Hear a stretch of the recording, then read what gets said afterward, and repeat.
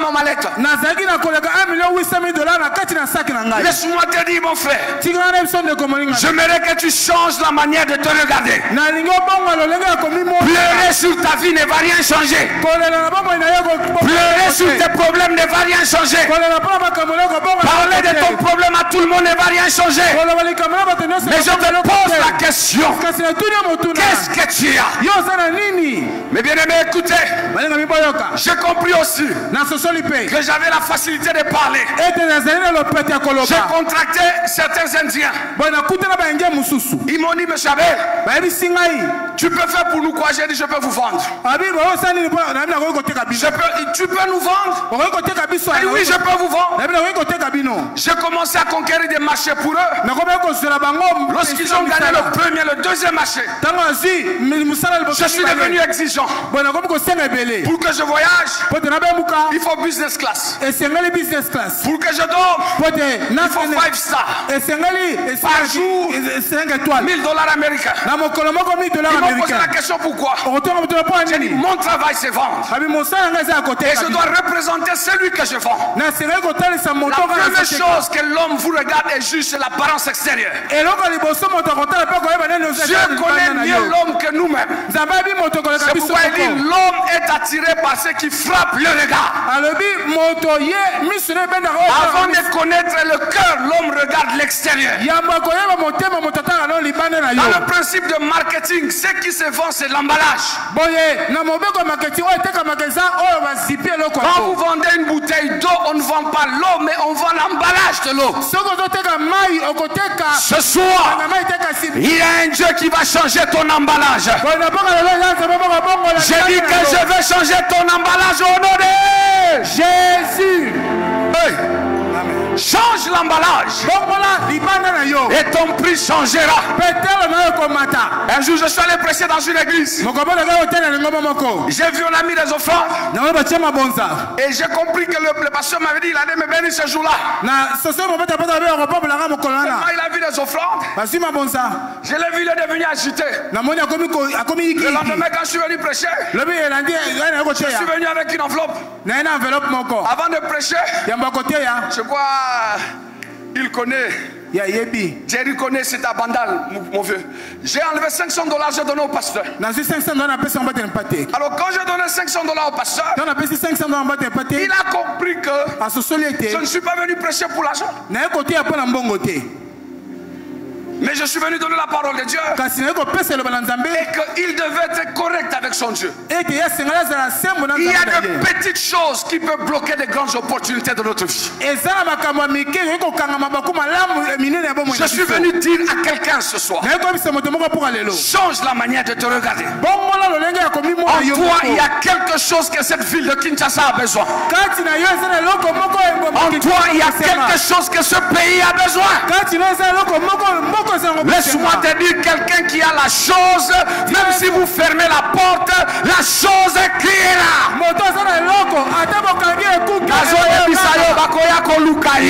Amen. Amen. La Bible dit la pierre qu'on rejetait, cela qui bâtissait, est devenue la principale dans l'âme. Amen.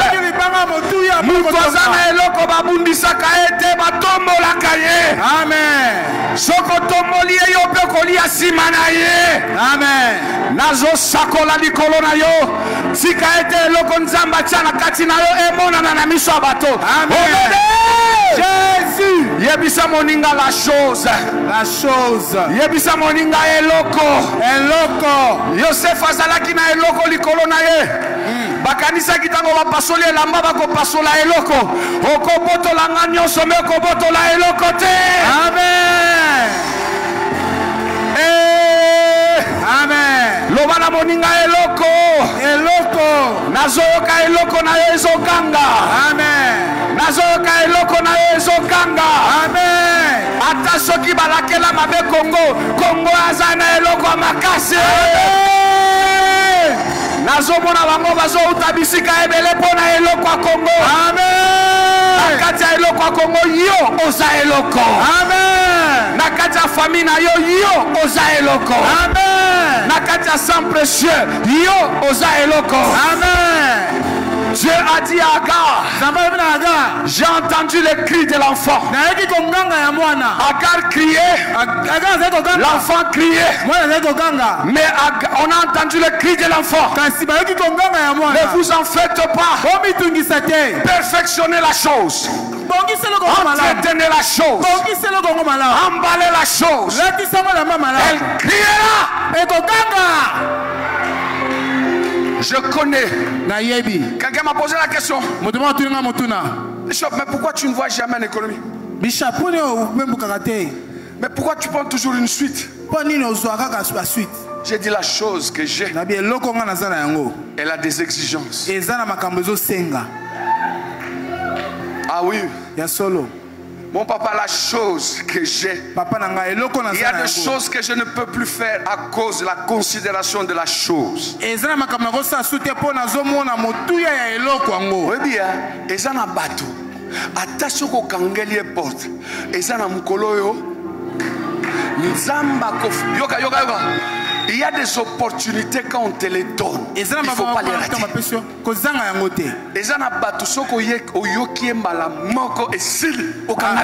Amen. Quelqu'un me dit amen. Amen. Ce n'est pas seulement pour te plaindre, mais c'est pour expliquer les choses inexplicables. Amen. L'homme de Dieu lui dit qu'as-tu? Qu'as-tu? Moi j'ai compris que je n'étais pas appelé à un ministère de temps plein. Moi je suis un homme d'affaires. Je suis un entrepreneur. Je suis le vieux peut le témoigner. Je fais le coaching en leadership. Je suis reconnu officiellement par le gouvernement congolais. Je coach le gouvernement. Quand je coach dans le compte du gouvernement, on me paye par heure et par personne. Prochainement, Daddy permettra que j'amène même 10 000 de mes livres. Le jour que vous lirez un seul de mes livres, vous chercherez mes livres partout. Je prêche ici, mes livres s'achètent dans le monde. Un homme intelligent n'a pas une seule source d'entrée, mais il a plusieurs minutes là. Alléluia. Amen. Va chez les voisins. Il y a des vases. Dieu ne vous donnera jamais tout seul. Il y a des choses pour que ça arrive dans votre vie. Il n'y a que votre Père spirituel qui peut les libérer. Il y a certains débuts dans votre vie. Il y a des hommes que tu peux conduire, mais c'est un homme ange qui vient t'introduire dans un niveau de business. Je suis en train de vous parler de mon histoire. Il y a des hommes anges sous forme humaine. Quand vous les rencontrez, ne les rencontrez pas comme tout le monde. Votre vie peut basculer en un clin d'œil. Tu ne peux pas devenir millionnaire si tu n'as pas rencontré des millionnaires. À chaque fois que Dieu veut t'introduire dans une nouvelle dimension, il mettra des hommes sur ton chemin afin de t'introduire.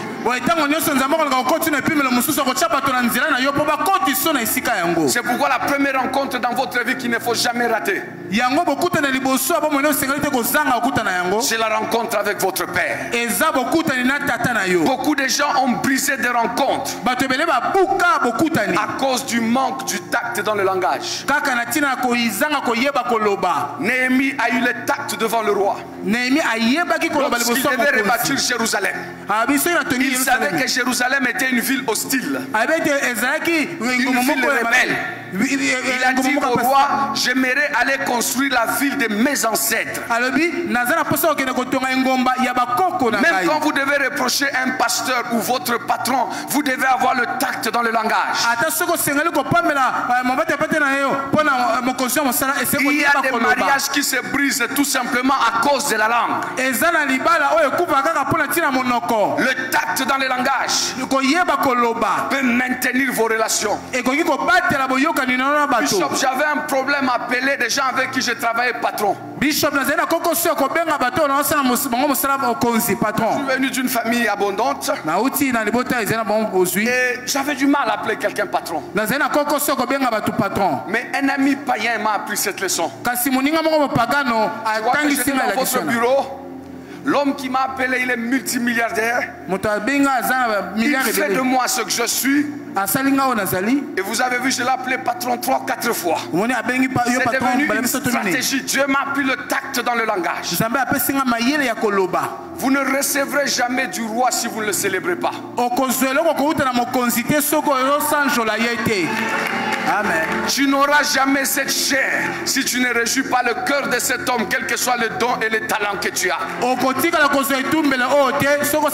y a de nos enfants, vous lui donnez la chair, il commence à parler sur votre chair. J'avais lu Oyedepo, j'avais lu Kenneth Copeland. Il commence à parler de tout le monde sauf de son père. Vous n'avez pas besoin des enfants qui prennent votre chair comme un lieu de démontrer ce qu'ils sont. Non. Cette chair, elle vous rend honneur et gloire parce que vous êtes l'ange de cette maison. Vous pouvez élever un homme aujourd'hui et il devient l'un des grands prédicateurs dans la vie de Kinshasa. J'ai parlé chez vous hier. Savez-vous combien de coups de fil j'ai eu? Je dois dire il y a un plus dans ma marche. Les gens ne savent pas exploiter les choses. Et je veux bien exploiter ces photos. Je veux bien me vendre. Quand tu veux me parler, je te dis écoute, j'étais à Kinshasa, j'ai parlé chez le révérend Jean Bosco. Alors, tu fais toi-même la balance. Toi et chez Jean Bosco, tu réfléchis 2 fois. Maximisez le potentiel de votre vie. Ne prenez rien à la légère dans votre vie. Il y a des choses que j'ai arrêtées, non pas parce que j'ai eu la délivrance, mais j'ai compris la valeur de ce que j'étais. Tout ne m'est pas permis.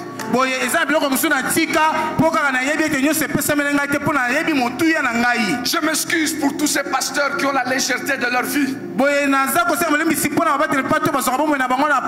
Mon évêque, je voyage dans le monde. Je voyage dans des jets privés.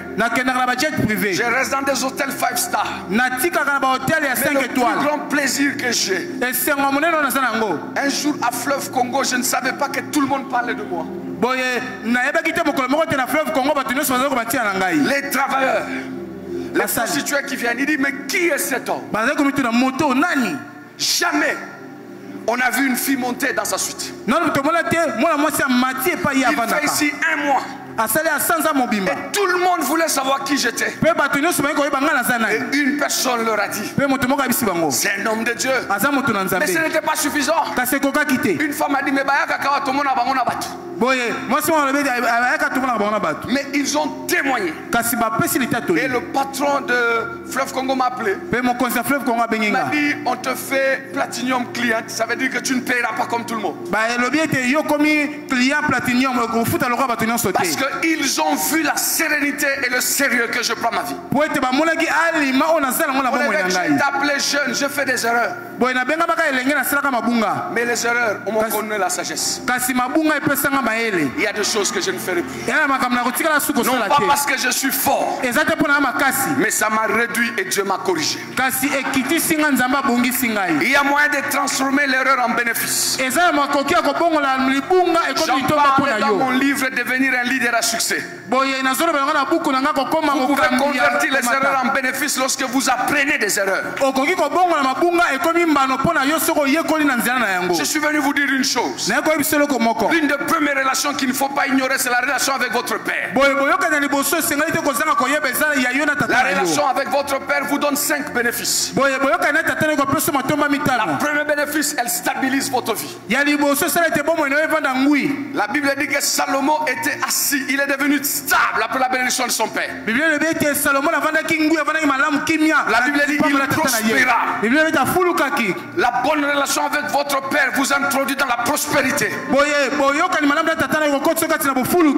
La Bible dit Salomon, toute chose lui obéit. Je prophétise sur toi. Le Schengen va t'obéir. Les dollars va t'obéir. Le pound va t'obéir. L'héros va t'obéir.